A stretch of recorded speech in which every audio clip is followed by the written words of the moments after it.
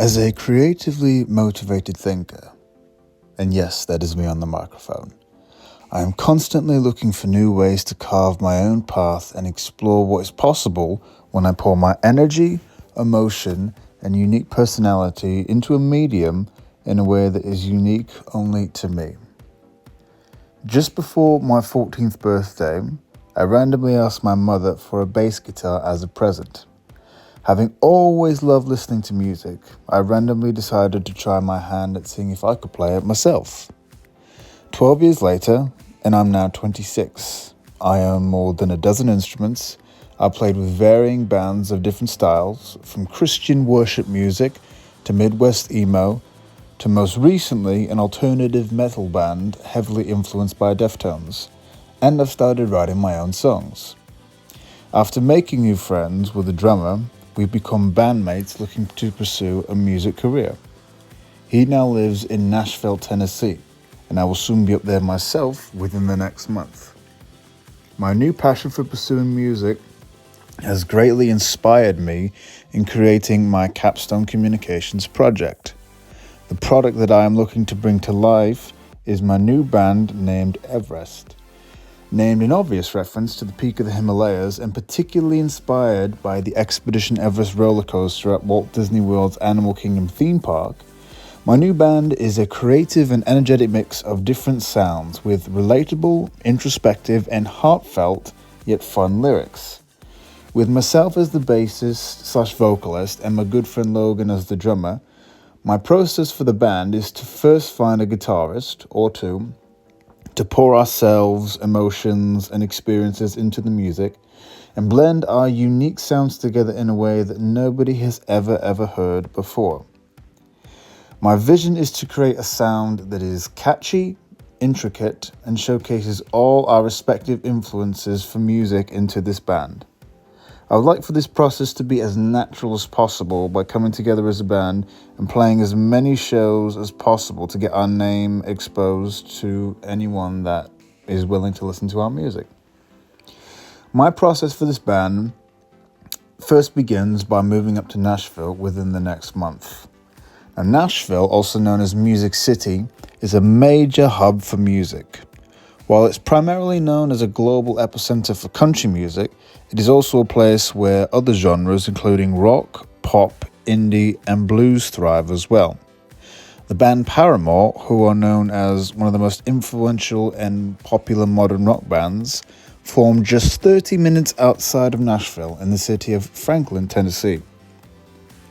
When breaking through in music, timing is important.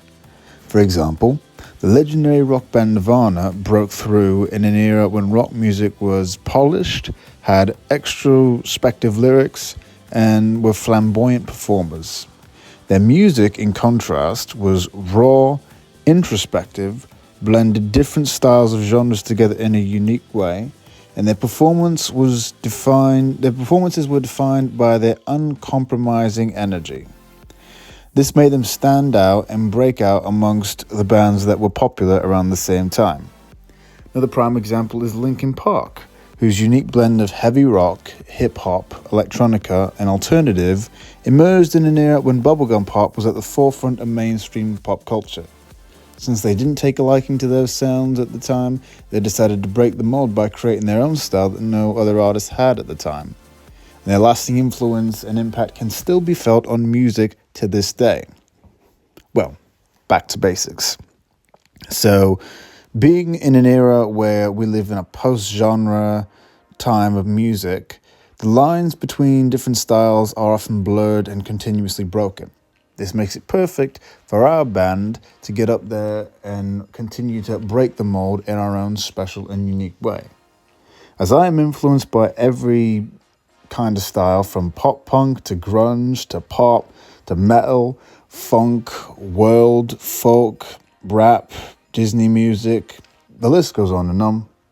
And my friend Logan is primarily a funk drummer who takes inspiration from drummers like Chad Smith of the Red Hot Chili Peppers. Our music tastes often overlap, making our genre blending sound easy and fun to work with.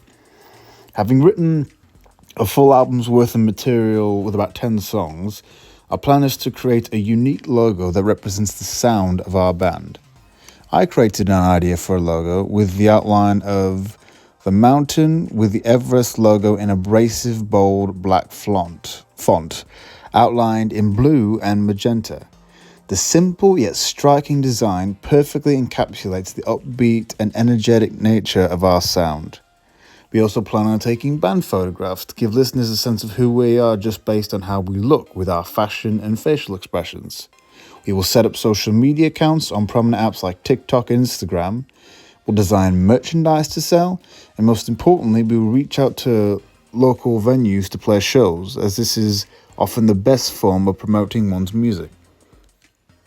Our goal is to sell out music clubs throughout the city, gain enough popularity to tour around the country and possibly the world, record an album's worth of material for people to listen to on streaming platforms or physical mediums like CDs.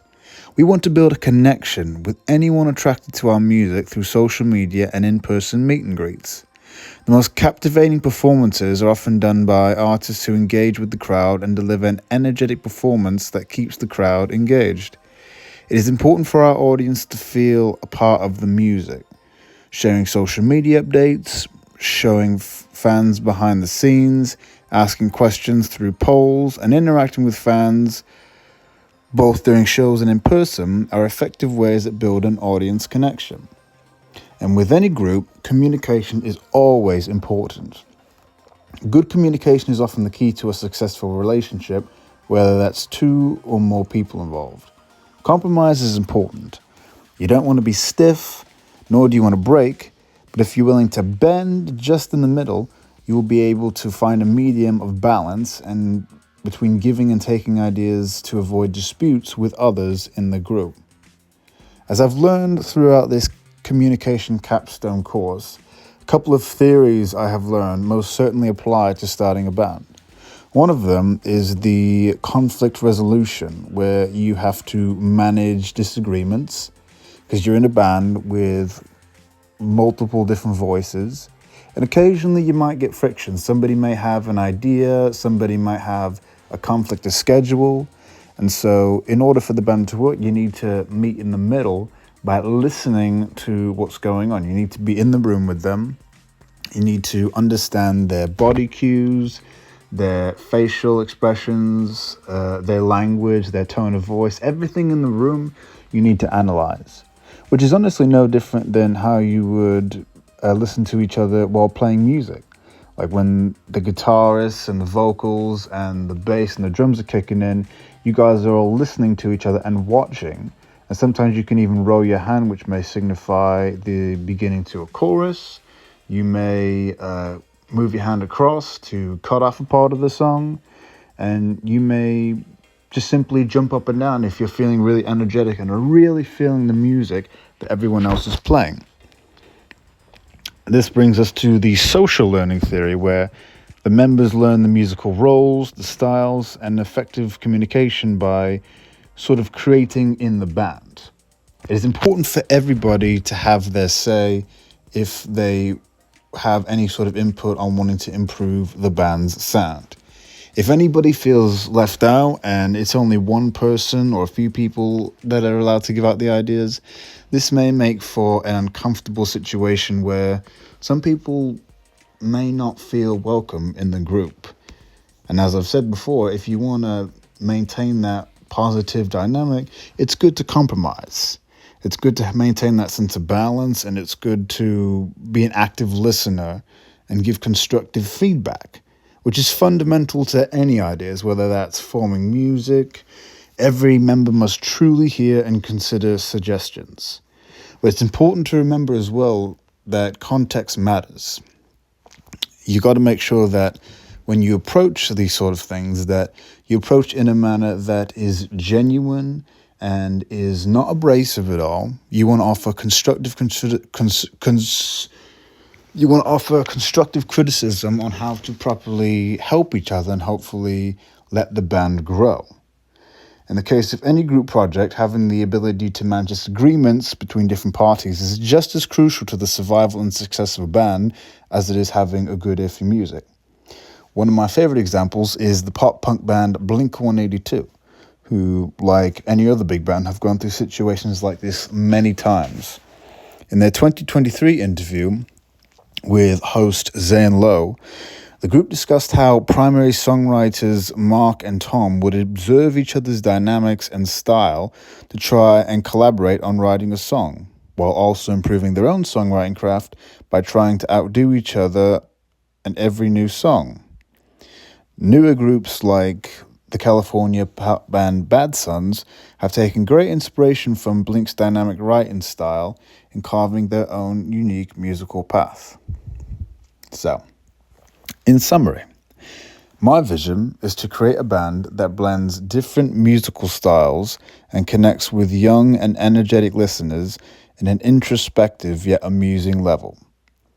My process is to meet with fellow musicians in an ideal hub for music who are committed, cool to be around, and willing to compromise with us. We will collaborate on the writing process and make sure that each person has their say to make everyone feel welcome and included. My goal is to expose the group to as many listeners as possible and build a genuine connection to our listeners through engaging performances and in-person greets. When it comes to group dynamics, it is important to listen, observe visual and auditory cues, and be willing to collaborate and compromise with each other. Many critics and music listeners often ask, who's going to be the next big thing? Who's going to change music? Who's going to be the next Nirvana? Who is going to represent the young generation? Our goal, hopefully, is to potentially be that band. Now, we're not saying we want to be exactly like the artists that came before us, but what's good is that they inspired us to carve our own path, and they've inspired us to want to connect with our little tribe of misfits, those who relate to us. That is my goal. That is what I hope is going to happen in the future. And with that, I conclude this video. Thank you so much for listening in, and keep on rocking in the free world. See ya.